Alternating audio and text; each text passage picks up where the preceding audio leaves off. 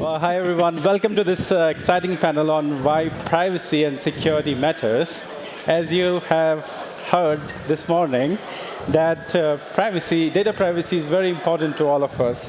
And if we are not careful with our data, one could become victim of identity fraud, financial fraud, and big tech companies are profiting from our data, and mostly without our consent.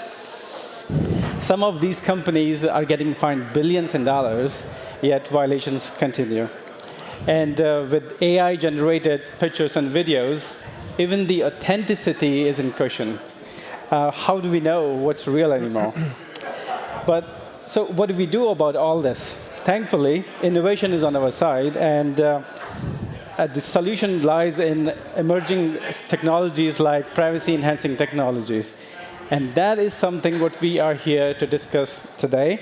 I am Syed, investment manager at Blockwall.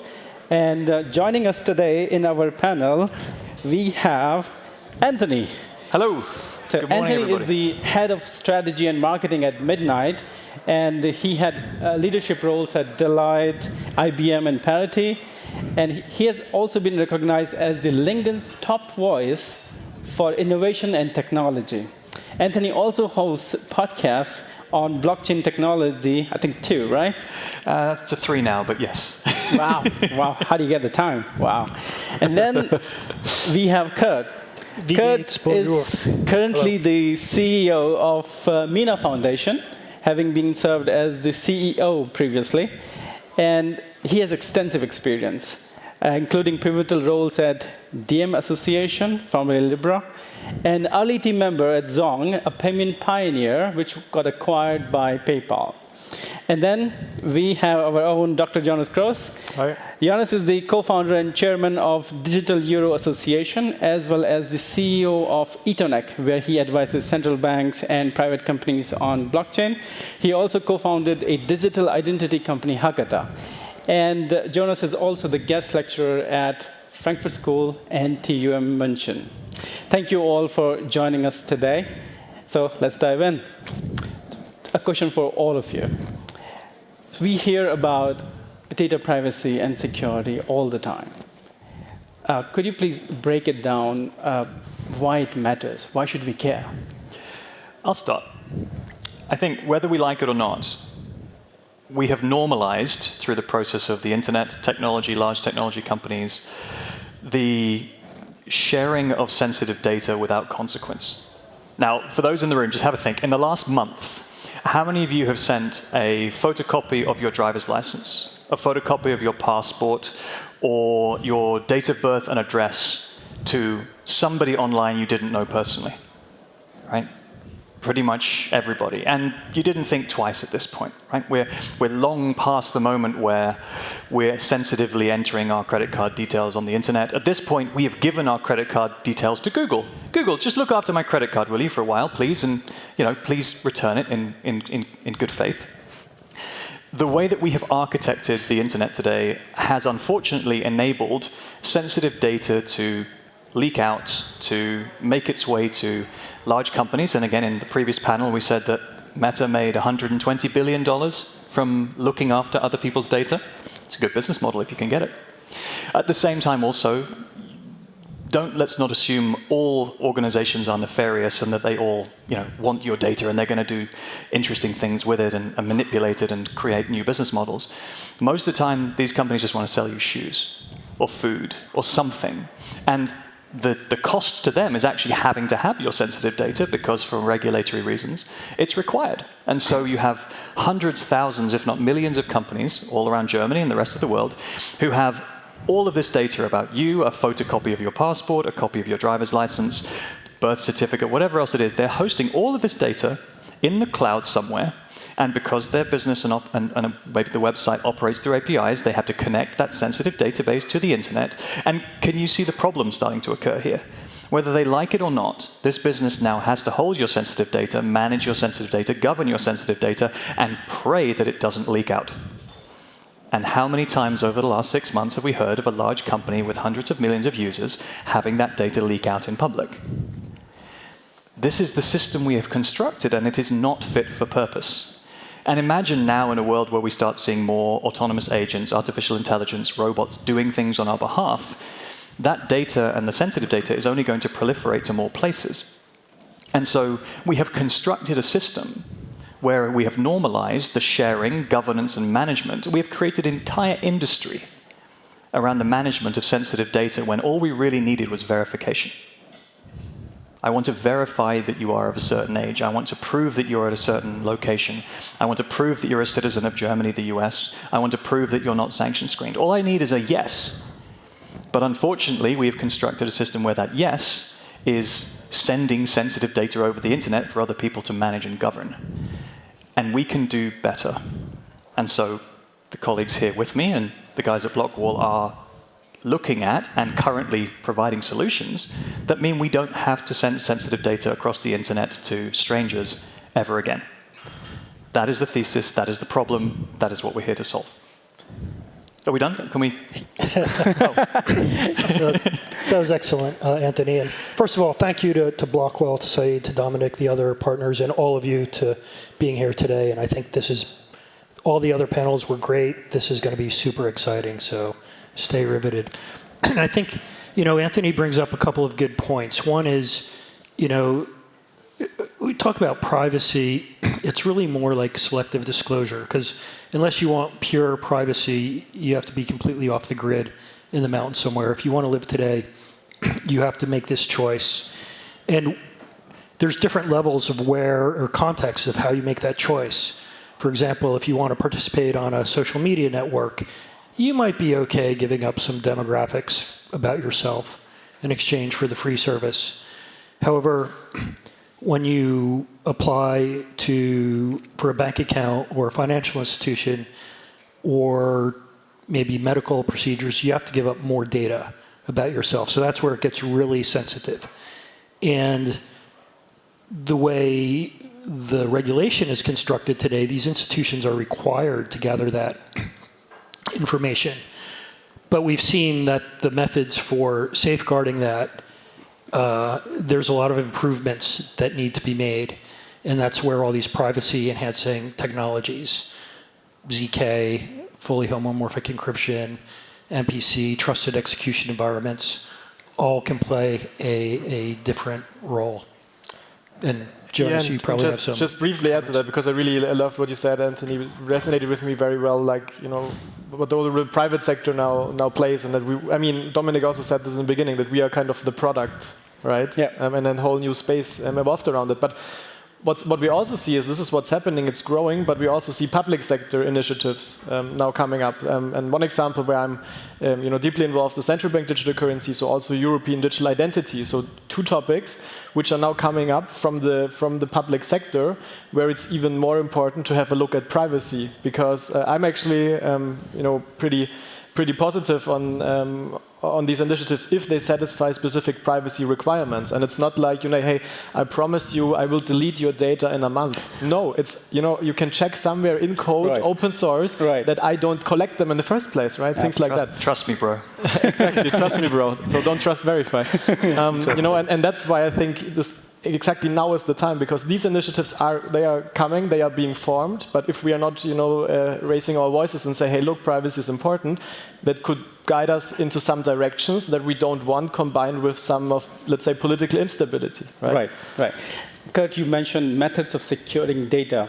I'm curious, we already have password-based authentication, two-factor authentication, 10 banking here in Germany, encryption.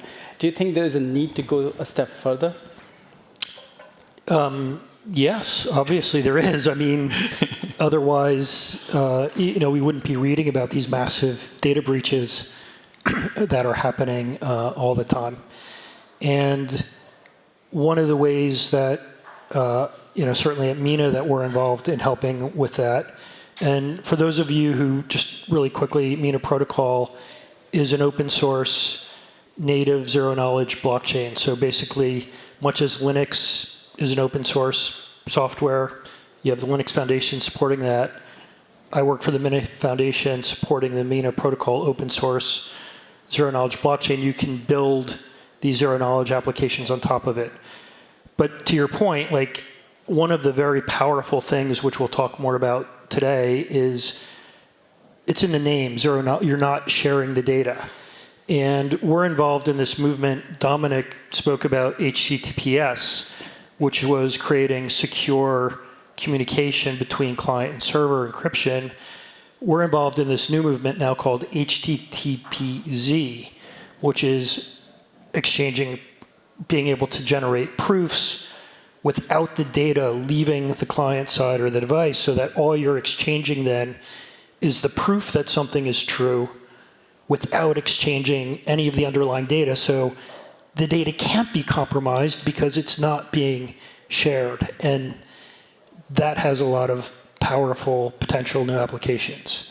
Well, you mentioned ZK, so let me ask all of you, in your opinion, which are the most important technologies in this space?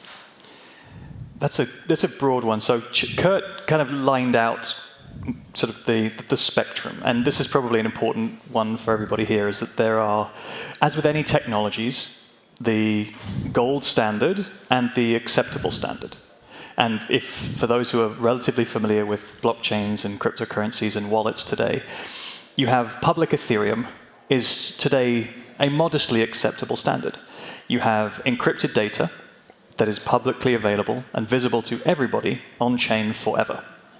Now, any of your chief information security officers will tell you that encrypted data put on the internet can be decrypted one day, somehow. And so having a technology and data platform that can never be taken down, with all of the information that is appended to it, encrypted, available 24/7, 365, globally forever, might not necessarily be the most trustworthy and secure place to put your data, unless you want it to be visible. But if you're putting your bank account details there, your voting information there, your human resources and salary data on there, not so much. And so we've seen reticence from enterprises and governments to use fully public blockchains because, frankly, that's scary as hell. Right? And in a world where quantum is not too far away, what is encrypted can eventually become decrypted. And so this is a challenge. At the other end of the spectrum, you have the solutions that Kurt is describing, that Mina, Midnight, the project that I work for, and others provide, which is the data never leaves your system, ever. Right? And so what's required is on your computer, you will run an application that will generate a proof of your data. We'll send it to the application, and that proof is then consumed. And so at this end, you have I want to call it gold standard, but you have the most secure version, is that the data never, ever leaves your system. Now, producing these proofs and interacting with blockchains is computationally sometimes expensive. Right? You have to generate the proof, you have to do the work, the cryptography that sits behind it. It's not quite as simple as just sending some ones and zeros to a server. That's how the internet operates today. It's very fast, but no real work happens apart from some basic level encryption with HTTPS. Come up a level. So you've got data never leaves your system, everybody sees everything all of the time, and somewhere on that spectrum will be a performance curve. People will want application data to move a bit faster. So what we can do is we can take some of this data, encrypt it. Careful now, remember what we said about encryption, but still, we can encrypt it, and we can send it to a few different parties who have really fast computers. And they can do all that hard cryptographic work for us, so that the transactions can go through faster. So I don't have the burden of that on my server, on my system. Somebody else can make it faster for me. This is multi-party computation, which allows you to do gold standard zero knowledge, but a bit faster. But the trade-off there is that you are letting your sensitive data leave your system. There is something called trusted execution environments. This is why blockchain engineers and technology engineers should never get to name things. Because immediately that doesn't sound like something that I can relate to. But think of it as a box, a computer box in which data is entered into. The computer will do calculations for you and then spit out the results to whoever needs to know it. Secure enclaves, private data rooms, whatever you care to call it. The challenge in this model is, again, the data is leaving your system, it is going to the black box, and the cryptography of that black box you have to trust to whoever invented the black box. And unfortunately, we have found over the course of time that some manufacturers of such black boxes have had their cryptography hacked, broken into, or through phishing attacks, trusted execution environments have been found to be vulnerable. The data leaves your system, and you trust a third party. Those trust assumptions can reduce the security of your data. However, it's very fast, very fast. So somewhere on the spectrum of my data never leaves my machine, everybody sees my data all of the time, I trust some people, but the results of the cryptography are really fast. This is the spectrum of data protection and confidential computing. And the reality is all of these are appropriate. People are using public Ethereum today. They're risk accepting that, you know what, anything that's on there, I don't mind. Crypto can go to 0. I have a high risk tolerance. The early adopters of most things usually have a high risk tolerance. But governments, financial institutions, healthcare organizations, not so much. So you won't find as many of them over here, but they get very excited about the idea of being over here. However, non-functional requirements of how fast the applications need to run may mean they make certain choices or certain trade-offs around how much of the data leaves and how it's encrypted. Hopefully a helpful introduction to zero knowledge, multi-party computation, trusted execution environments, and public Ethereum.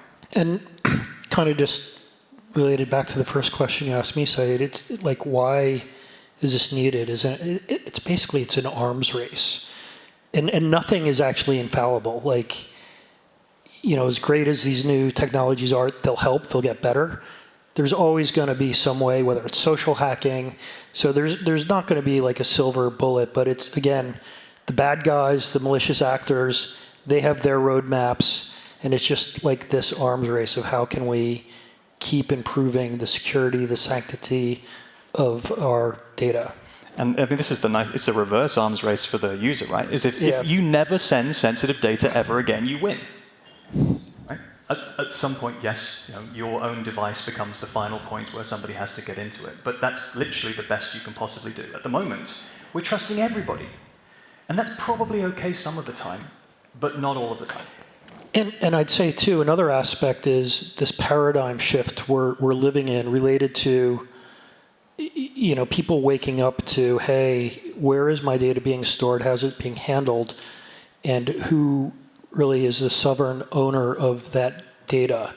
And, you know, growing distrust in centralized institutions, whether we're talking about central banks, health organizations, news media. So again, with that growing distrust, it's returning, what this is doing is it's returning the power of owning your data to you. And one of the things I think one of the areas we haven't crossed yet in the industry is, what does that look like from a business model, right? And again, related to what Anthony was saying about some of the big tech firms is, everyone loves free service, right? So you give away your data, you get stuff for free. What's the new business model, though? If I'm owning that, am I getting, like, do I have to pay for it and I'm no longer getting stuff for free? Like, how is that going to work? I don't think anyone's cracked that yet, but I think there's a couple of interesting experiments that are being had. That's the other part of the normalization of sensitive data leaking or moving around the internet is nobody thinks it's a problem, and nobody's prepared to pay for it. And so that's another part of the mindset shift with this technology, is that it needs to become normal for data to not leave your system and for people and organizations to pay for privacy. In fact, organizations are very experienced with paying for privacy. It's just that at the moment they're paying for it on the back end. They're paying for it. It's about $4 million per hack. At this point in time is the average cost of every time a database gets penetrated by the outside. About $4 million worth of cost to an organization to be able to remediate that. And it's really easy to pay for that remediation afterwards because you kind of have to. It's a lot harder to pay for that up front in terms of proactive security protocols, because it's like, well, how much security is enough? If we architect systems to never receive sensitive data, then we don't have to worry about the cost of managing it anymore. And that becomes a much easier mathematical conversation to have with your chief information security officer and your CFO.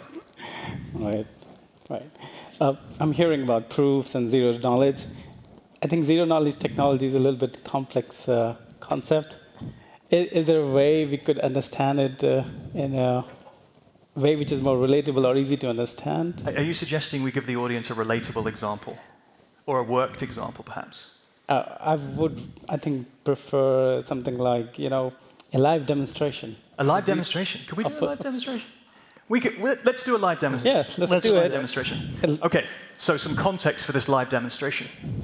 Kurt has a secret he has not shared with you. Kurt is actually Satoshi Nakamoto, the founder of Bitcoin. Now, I don't know that yet. You guys are in on the secret at this point in time, but for the sake of this demonstration, pretend that you don't know. Okay? And we're going to go through a process where I'm going to prove or find out that he is or is not Satoshi Nakamoto. And we're going to do that one of two ways. And scene. There is an old school way of finding out whether he is actually Satoshi Nakamoto, and it doesn't involve technology. We're not going to do that. But we're not going to do that version today because we can do better. Oh, man. We have modern technology, and so Kurt, if you'd like to join me here on stage. So Kurt, you keep telling me that you are Satoshi Nakamoto, and I don't believe you. And there is only one way to really prove whether you are actually Satoshi Nakamoto, and that is that you have the private keys to the original Bitcoin wallet. I do. And I'll show you guys, but not you. Now, I think he's lying. I think he's fake Toshi. And I think that whatever numbers he's putting up there don't represent the private keys to the Bitcoin wallet at all. So Kurt, give me the keys, and then I'll look at them, and then I can prove whether you're Satoshi Nakamoto or not. You're just threatening me with tape. I'm not going to do that, man. You're not going to give me the private keys to your Bitcoin wallet. Not going to do that. Damn. Okay. So how is it that I can prove that you have the private keys to a Bitcoin wallet without me looking at the keys? I have an idea. I'm going to take these, but I'm not going to look at them. Now, if he is the actual holder of the keys, he'll know exactly what these numbers are. Might be 1, might be 0, might be 0, might be 0. So I'm going to take these, and I'm going to take them and shuffle them around. And if he does actually have the correct private keys, so he knows what they are, then whenever I put my hands out from behind my back, he will be able to tell me the correct answer. So let me take them and put them behind my back. Did I change them? No, you didn't.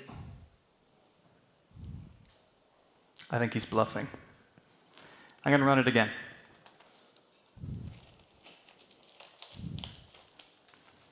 Did I change them? You did. He might still be bluffing.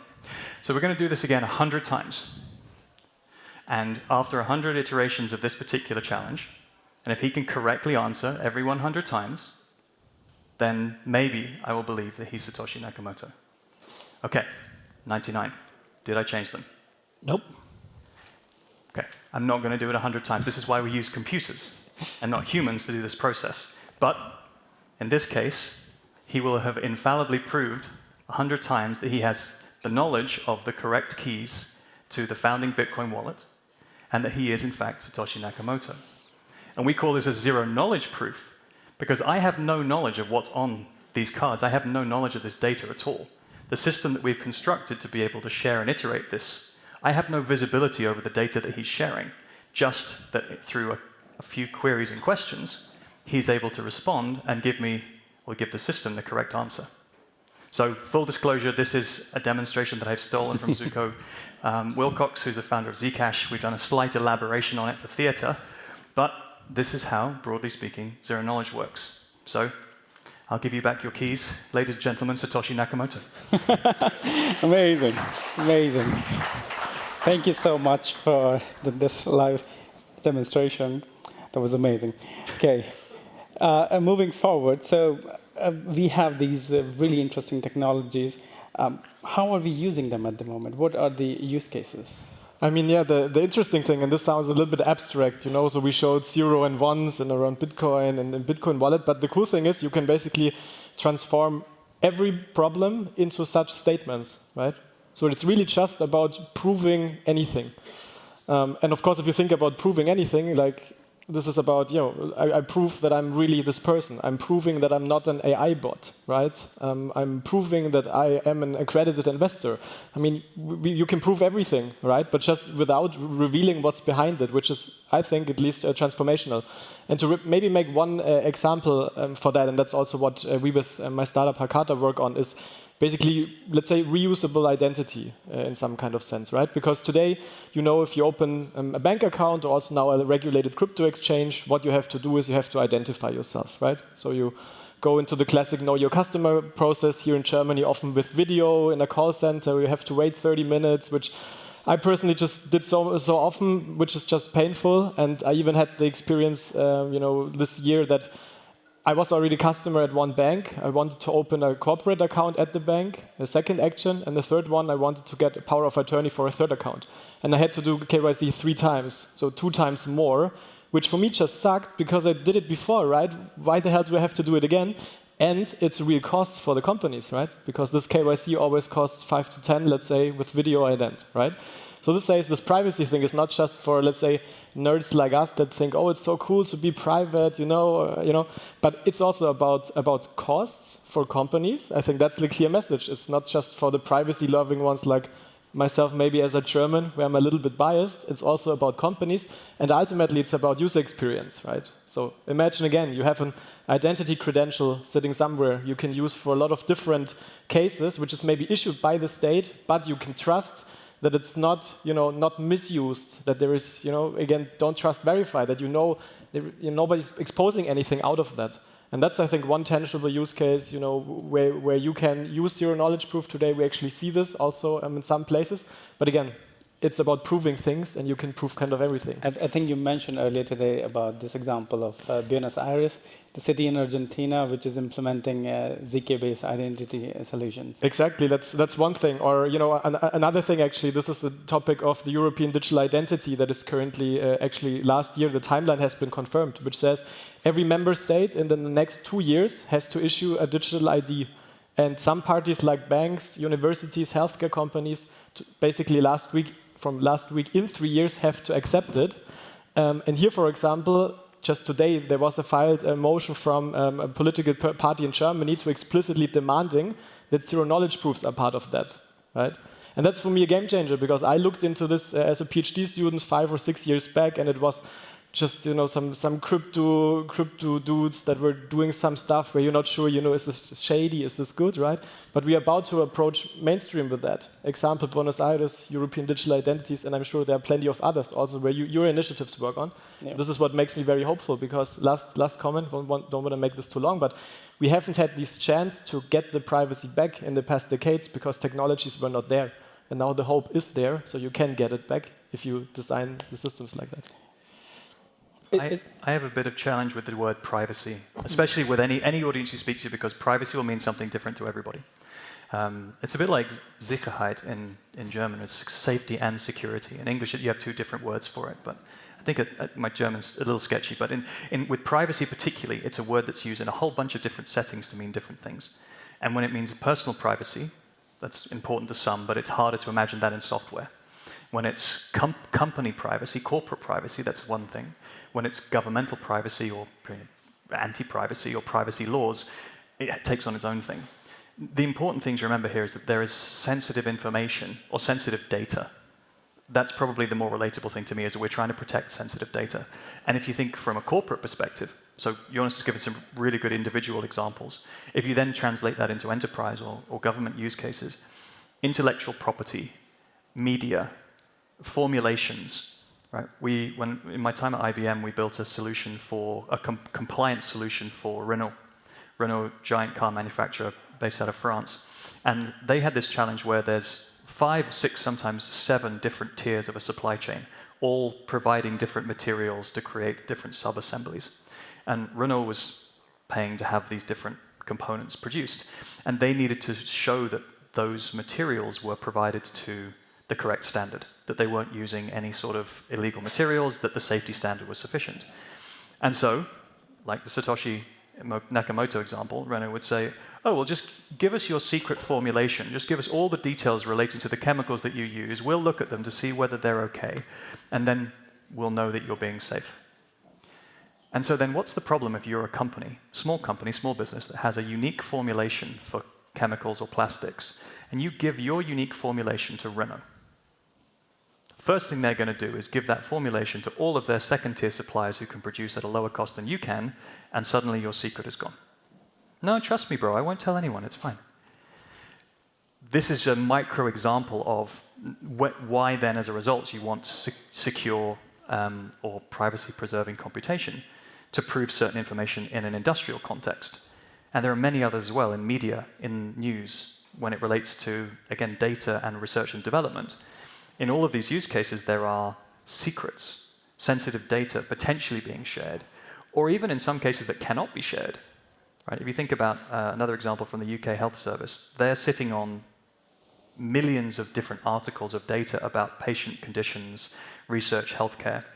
That data could be used by private pharmaceutical companies to improve the formulation of certain drugs or certain solutions or equipment to improve healthcare outcomes.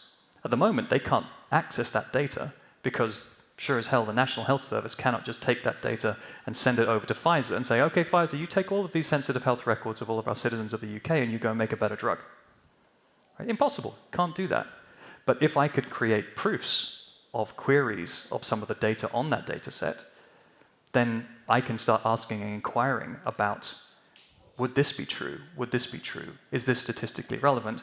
Without actually sending any sensitive data from one party to the other. And suddenly we have giant data sets that can be used for better outcomes, that can be monetized. Right? We talk about data monetization in terms of my personal data or my browsing data. Oh, I can get paid for that. You're going to make at best €1 over the course of a year from your browsing data. Nobody cares. You're not, as much as you think you are not that important. However, mass, group, specific, detailed data, very much more valuable because it's in context or it's unique or it's rare. And enabling those sorts of data sets should unlock huge amounts of innovation in different corporate or research settings also. And so to build on what Jonas has said, there's a bunch of enterprise and industrial use cases around the use of sensitive data that probably doesn't get publicized very often because it's less close to us or it's maybe just boring, but huge amounts of value to be created. I'm glad you mentioned healthcare data. I was curious that technologies like fully homomorphic encryption that allows you to do computation on top of encrypted data, how do you feel about their potential in accelerating the speed of development of vaccines when you have to collaborate, like for example, COVID-19 vaccine, when you have to collaborate on data from different continents and you can... I'll hop on there actually. Go for it. Anthony brought that up as an example. There's actually a company building on Mina called BioSnarks, which wants to do just that. They want to accelerate pharmaceutical, biomedical development, and they allow companies that have maybe a proprietary recipe or cocktail of molecules. Other researchers can submit data against that recipe, get the output, but without having to have the original recipe exposed. And that's really starting to happen now. So sorry to jump in there, but Anthony, maybe you have another example there. It's exactly that. And so the outcome we're looking for is how can we accelerate collaboration and innovation in areas where sensitive data exists. And wherever you are, in whichever setting, in whichever industry, whichever background you come from, that's the exam question to ask yourself. Could zero-knowledge technology unlock this particular challenge? And maybe to one question to that, because I think you can truly relate if you have kids, because in Europe there is now a regulation coming in that basically says, if you, let's say, consume your adult-only content, that you, for example, prove, your identity for specific things, right? And that's something where zero-knowledge proofs, is really relevant, right? Because that's often use cases where a person might want to be private, right? But the regulator wants to be sure that you are indeed older than 18, that you are European, whatsoever. And that's again a use case by regulation that is now also coming, right? And that is, I think, also very important in terms of sensitive data to keep privacy. Right. So are we calling it privacy, Sicherheit, or Gesundheit? I always get it. Your German is impeccable. Jonas, you have quite of experience in and communication with regulators, communicating with regulators. I can imagine regulators being a little bit uneasy with the zero-knowledge proofs because the data is obfuscated. I always have trouble pronouncing this word. You've done it perfectly. It's a nice word, isn't it? So I'm wondering, what do regulators think about such technologies? Yeah. So you're totally right. I mean, normally regulators come from the dimension that the more clear data they have, the better, right? Because they have to determine if money laundering is going on, if terrorist financing is going on, you know. So if you see everything in clear data, perfect, right? But the interesting thing is, of course, that they are also on a journey, you know, to learn about these technologies. And we actually did, I think, 7 or 8 roundtables with regulators globally to kind of educate on this topic, to show them what's coming up. Because, of course, there is not just downsides, there is also benefits around that. And I talked about this use case of reusability of identity before. Because as a regulator, if you don't have some data you have to protect by regulation, 20, or I think average European has, I think, 18 to 100 accounts. If you just have this link to one identity, right, and it's not in 80 accounts, it's of course also better because there is, you know, less data that can be exposed, right? And that should be in the interest of a regulator.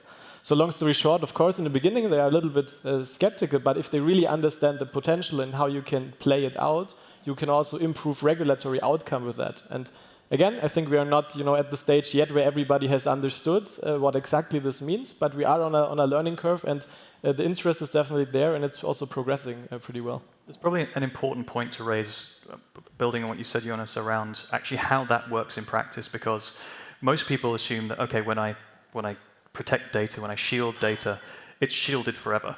Okay, and so I'm going to send $10 to your wallet, and it's going to be private on both sides, and no one's ever going to see it, and that's the transaction done. It's gone forever.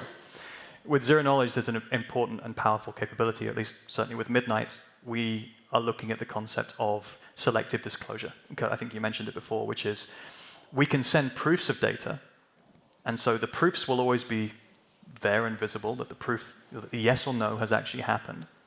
But then should, for regulatory reasons, compliance reasons, or even just financial audit reasons, you be required to share the data that relates to those proofs at a certain point in time, you're able to do so. So we're not creating more black boxes. There's nothing a regulator hates more than a black box. And this is where some of the challenges with other variations on secure compute come across, is you can't unshield the data, right? So having everything fully private all of the time is actually a regulator's worst nightmare. And that's some of the assumptions that they come across. They say, oh, zero knowledge, that means zero data. So no, it means that the data stays with the user or with the company. We generate proofs and we share them. If it's required to, that you're able to selectively, or you need to selectively disclose your information, in actuality, we can go through the same process and we can prove that that data hasn't changed, because I'll go back through the proofs, I'll show you my data, we'll move it around enough times that, okay, that you haven't corrupted or changed the data since you submitted your proof. And it becomes a much more regulatory friendly model. We're never going to avoid compliance. In fact, we're here for it. We welcome compliance. Compliance is an important and mature part of the way that the world works today, albeit clunky and inefficient some of the time. So with proofs and also selective disclosure, we can have the best of both worlds, and regulators can still be happy. So this is a very interesting conversation going on, but unfortunately we are running short on time. So let me ask the last question here. We are seeing a lot of deep fakes and AI-generated data. So this is the big question here. So how do you see the role of privacy-enhancing technologies evolving with the rise of AI and other disruptive technologies? Yeah, I think that's a really exciting, growing issue that these technologies can help address. And zero knowledge is particularly powerful in that aspect, being able to provide proof of humanhood without exposing, for example, sensitive data, or applying it to training models to show whether or not it's been audited for certain biases without giving away that that training data. And I'll quickly give the last few minutes to these guys, but this is not a financial advice, right? But like, why should you be excited about all this stuff, whether you're an investor or building a career in it, right? We're at the end of the R&D phase, finding product market fit, but these technologies have tremendous advantages, and there's pros and cons to each one. Fully homomorphic encryption is powerful for being able to manipulate data sets, requires tremendous computing power still. Zero knowledge, the proofs require a lot of power, but once you have the proof, verifying them takes milliseconds. Exchanging them is super light, and you don't have to re-execute the computation, so there's an economy of compute. That's one of the reasons I think to get excited. Anyway, who wants to go next? ZK and AI? Yeah, I think, I would always like to frame this very positively, because of course there is good, there is bad things about AI, right? And I think, some things of AI are amazing, some you could freak out. But the cool thing is now that due to privacy enhancing technologies, we have the chance, to be secure, to have specific things we couldn't do 10, 15 years ago. That's what I did before, right? So this is why I'm personally so passionate, because without these innovations, I would have, sometimes bad feelings in my stomach about where everything is heading. But we have these technologies. They are more and more maturing mainstream, and they will also be used in the AI context and hopefully contribute that AI is, exploiting its potential, but not undermining any things that we want to see. So amazing. I'm very hopeful on this intersection actually. I will build with two reference examples or two ways of thinking about ZK and AI. On the one hand, zero knowledge technology can enable data. It's a data technology, a data enabler. On the other side, it's RegTech. So on the data and AI side, it's just basically building on what we said before, was AIs with giant language models that are consumed from the internet some have suggested have peaked because they haven't got any more internet to burn up. But AIs that are able to pull from specific data sets that are very acute, very complex, very sensitive, very specific, this will continue to be important. But you don't want the AI to consume all of the data, right? As we said before, if you port the data to the AI, it's gone forever, and also it's probably not compliant in some cases.